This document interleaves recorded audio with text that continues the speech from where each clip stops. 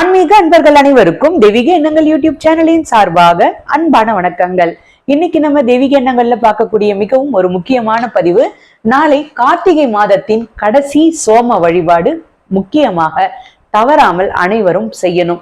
இந்த வழிபாட்டை செய்யும் பொழுது உங்களுடைய வாழ்க்கையில செல்வ வளம் பெருகுவதை கண்கூடாக பார்க்கலாம். இந்த வழிபாட்டு முறையை எப்படி செய்வது, இதை பற்றி தான் ஒரு தெளிவான விரிவான தகவலை இன்னைக்கு நம்ம இந்த பதிவுல பார்க்க போறோம். பதிவை தொடர்ந்து கடைசி வரைக்கும் பார்த்து பயன்பெறுங்கள். தெய்வீக எண்ணங்கள் சேனலை இப்பதான் நீங்க முதல் முறையா பாக்குறீங்கன்னா கீழே இருக்கிற சப்ஸ்கிரைப் பட்டனை கிளிக் பண்ணிக்கோங்க, பக்கத்துல இருக்கிற பெல் பட்டனையும் கிளிக் பண்ணிக்கோங்க. தினம்தோறும் ஒரு ஆன்மீக தகவல் கொடுக்குறேன், அது உடனே நோட்டிபிகேஷனா வரும், நீங்களும் பார்க்கலாம். நாளை கார்த்திகை மாதத்தின், அதாவது தமிழ் மாதத்தின் 24ஆம் தேதி, ஆங்கில மாதத்தில் டிசம்பர் 9ஆம் தேதி, இந்த கார்த்திகை மாதத்தின் கடைசி சோமவாரம் நாளைக்கு வருதுங்க. திங்கட்கிழமையான இந்த சோமவாரத்தன்று நம்ம சில வழிபாடுகளை செய்யும் பொழுது வாழ்க்கையில செல்வ வளம் பெருகுவது உறுதி. இந்த கார்த்திகை மாதத்துல சோமவார வழிபாடு நீங்க ஏற்கனவே செய்திருந்தாலும் இல்ல செய்யவே இல்லைனாலும் நாளைக்கு தவறாமல் செய்யுங்க. உங்களுக்கு நல்ல பலன்கள் இதன் மூலமாக காத்து கொண்டிருக்கின்றது. ஒருவருடைய வாழ்க்கையில பணத்திற்கு மிகவும் பெரிய பங்கு இருக்குன்னு சொல்லலாம். அந்த பணத்தை சம்பாதிக்கணும், வீட்டுல செல்வ வளம் பெருகணும், நமக்கு கஷ்டங்கள் இருக்கக்கூடாது, கடன் தொல்லை இருக்கக்கூடாது, பண வரவுல இருக்கக்கூடிய தடைகள் எல்லாமே நீங்கணும், பண பிரச்சனை நீங்கணும் அப்படின்னா இந்த கடைசி சோமவார நாளன்று தவறாமல் இந்த வழிபாட்டு முறையை பண்ணுங்க. என்ன பண்ணணும் அப்படின்றத நான் இப்ப சொல்லிடுறேன். ஏற்றக்கூடிய தீப வழிபாட்டு முறையும் நம்ம பார்த்துடலாம். சிவபெருமானுக்கு உகந்த கிழமையாக கருதப்படுவது திங்கட்கிழமை, எல்லோருக்கும் தெரியும்.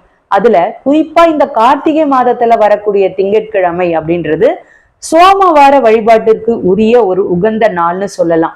ஒவ்வொரு வாரமும் வரக்கூடிய சோமவாரம் எந்த அளவிற்கு முக்கியமோ அதை விட பல மடங்கு பலனை தரக்கூடியது இந்த கடைசி சோமவார வழிபாடுங்க. இவ்வளவு நாட்களும் நீங்க விரதம் இருந்தா கூட நாளைக்கு கடைசி சோமவார விரதத்தை நீங்க கடைபிடிக்கும் பொழுது உங்களுடைய வேண்டுதல்கள் சீக்கிரமாக பலிக்க ஆரம்பிக்கும். இது வரைக்கும் நான் விரதமே இல்லம்மா, நாளைக்கு ஒரு நாள் விரதம் இருக்கலாமானா தாராளமா இருங்க. நீங்க மற்ற நாட்களில் விரதம் இருந்த பலனை இது பெற்றுத்தரும். முக்கியமா நாளைக்கு அதிகாலை வேளையில, அதாவது 9/12/2024 பிரம்ம முகூர்த்த நேரத்துல எழுந்துக்கோங்க. பிரம்ம முகூர்த்த நேர வழிபாடு பற்றி ஏற்கனவே நான் தெளிவாக விரிவாக நம்முடைய சேனல்ல நிறைய பதிவுகள் கொடுத்துருக்கேன். தெய்வீக எண்ணங்கள் பிரம்ம முகூர்த்தம்னு நீங்க தேடினாலே வந்துடும். நம்ம சேனல்ல அந்த வீடியோஸ் இருக்கு, பாருங்க. நேரம் 4:30 மணியிலிருந்து 6 மணிக்குள்ள பிரம்ம முகூர்த்த நேரத்துல எழுந்து குளித்து விட்டு வீட்டு பூஜை அறையில இருக்கக்கூடிய சிவபெருமானுடைய படம் இருந்தாலும் சரி, இல்ல நீங்க சிவபெருமானுடைய லிங்கம் வச்சிருக்கேன் அப்படின்னாலும் பரவாயில்ல, இல்ல ருத்ராட்சம் வச்சிருக்கேன் அப்படி இருந்தாலும் சரி, இல்ல எதுவுமே நான் வச்சிடலாமா என்னம்மா பண்றது அப்படின்னாலும் சரி, நீங்க என்ன பண்ணுங்க, தீபம் ஏற்றிக்கோங்க. படம் இருந்தால் அலங்காரம் பண்ணிக்கோங்க. வில்வ இலைகள், வாசனையான மலர்கள் வைத்து சிவபெருமானுடைய படத்தை அலங்காரம் பண்ணிக்கோங்க. அடுத்தது படத்திற்கு முன்பாக ஒரு தீபம் ஒன்று ஏற்றி வைங்க. நல்லெண்ணெய் தீபம் ரொம்ப நல்ல பலன்களை பெற்றுக் கொடுக்கும். ஓம் சிவ சிவ ஓம் இந்த மந்திரத்தை 108 முறை நாளைக்கு சொல்லுங்க.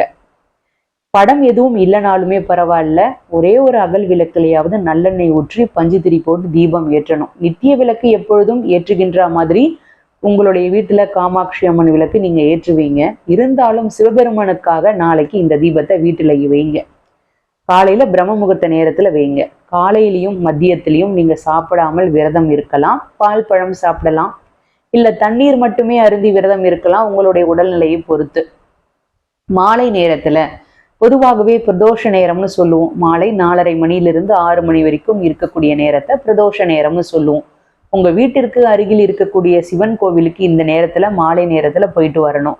கடைசி சோமவார நாள் அப்படின்றதுனால சிவன் கோவில்கள்ல 108 சங்குகளினால் அபிஷேகம் நடைபெறும். சங்காபிஷேகம் அப்படின்னு சொல்லுவோம். இப்படி நடைபெறுகின்ற இந்த சங்காபிஷேகத்துல கலந்துக்கோங்க. சிவபெருமானை முழு மனதோடு வழிபாடு செய்யுங்க. வீட்டிற்கு பூஜை அறையில மஞ்சளால் சிவலிங்கம் செய்து வைத்து வழிபாடு பண்ணலாம். சிவலிங்கம் செய்து வைத்து வழிபாடு பண்ணுங்க. அப்படி இல்லைன்னா வில்வ இலைகளை மட்டும் அந்த விளக்கிற்கு வைத்து முக்கியமா 2 நெல்லிக்கனி தீபத்தை நாளைக்கு ஏற்றுங்க. 2 நெல்லிக்காய் வாங்கிக்கோங்க. அதை நீங்க நடுவுல துளை போட்டு பசுனை ஊற்றி பஞ்சுத்திரி போட்டு தீபம் ஏற்றணும். இப்படி நீங்க தீபம் ஏற்றினீங்கன்னா உங்களுக்கு செல்வ வளம் பெருகுங்க. இந்த கார்த்திகை சோமவாரம் அன்று இந்த தீபத்தை நீங்க ஏற்றணும். காலையில நீங்க என்ன வேண்டுதல் வைக்கிறீங்களோ அது உடனே நடக்க ஆரம்பிக்கும். பச்சரிசி வெல்லம் கலந்து நெய்வேத்தியமா நாளைக்கு வைங்க. ஓம் சிவ சிவ ஓம், ஓம் நமச்சிவாய, ஓம் நமச்சிவாய, ஓம் நற்பவி நற்பவி, இந்த மந்திரத்தையும் 108 முறை பாராயணம் பண்ணுங்க. உங்களால எந்த மந்திரத்தை சொல்ல முடியுமோ நாளைக்கு உங்களுடைய வேண்டுதலை வைத்து கடன் தீரணும், செல்வ வளம் பெருகணும் அப்படின்னு வேண்டுதல் வைத்து இந்த மந்திரத்தை நீங்க செய்யுங்க. மஞ்சள்ல சிவபெருமானை, அதாவது சிவலிங்கத்தை நீங்க பிடித்து வைத்தா அதை சிறிதளவு தண்ணீர்ல குழைத்து உங்களுடைய நெற்றியில நீங்க வச்சுக்கலாம். மறுநாள்ல இருந்து வைக்க ஆரம்பிங்க. இப்படி நீங்க வைக்கும் பொழுது உங்களுக்கு சிவபெருமானுடைய ஆசீர்வாதம் பரிபூரணமாக கிடைக்கும். நெய்வேத்தியமா வைத்த பச்சரிசி வெல்லத்தையும் எடுத்து எறும்புகளுக்கு, காக்கைக்கு உணவாக நீங்க வைக்கலாம். இப்படி நீங்க செய்யும் பொழுது முழு மனதோட சிவபெருமானை நாளைக்கு இந்த கடைசி சோமவார நாளன்று டிசம்பர் மாதம் 9ஆம் தேதி இந்த வழிபாட்டை செய்தீங்கன்னா உங்களுடைய பணம் தொடர்பான எந்த ஒரு வேண்டுதல்கள் இருந்தாலும் அது நிறைவேறும். பணக்கஷ்டம் நீங்கும், பணம் வர ஆரம்பிக்கும், செல்வ வளம் பெருக ஆரம்பிக்கும், உடல் ஆரோக்கியம் நன்றாக இருக்கும். சிவபெருமானை நாளைக்கு முழு மனதோடு பிரார்த்தனை பண்ணுங்க, நல்லதே நடக்க ஆரம்பிக்கும். ஓம் நமச்சிவாய. இன்னைக்கு நான் கொடுத்த இந்த தகவல் உங்களுக்கு பயனளிக்கக்கூடியதாக இருக்கும்னு நான் நினைக்கிறேன். இந்த வீடியோ பிடிச்சிருந்தா லைக் பண்ணிக்கோங்க. உங்களுடைய நண்பர்களுக்கும் உறவினர்களுக்கும் ஷேர் பண்ணுங்க, அவர்களும் இதன் மூலமாக பயன்பெறட்டும். தெய்வீக எண்ணங்கள்ல இதே மாதிரி நிறைய ஆன்மீக தகவல்கள்லாம் இருக்கு, தவறாமல் பாருங்க. இன்னும் நீங்க தெய்வீக எண்ணங்கள் சேனல்ல சப்ஸ்கிரைப் பண்ணாம இருக்கீங்கன்னா கீழே சப்ஸ்கிரைப் பட்டன் இருக்கு, சப்ஸ்கிரைப் பண்ணிக்கோங்க. பக்கத்திலே பெல் பட்டன் இருக்கு. தினமும் நான் கொடுக்கக்கூடிய ஆன்மீக தகவல் உடனே நோட்டிபிகேஷன் வரும், நீங்களும் பார்க்கலாம். மீண்டும் நாளை ஒரு நல்ல ஆன்மீக தகவலோடு நான் உங்களை சந்திக்கின்றேன். நன்றி, வணக்கம்.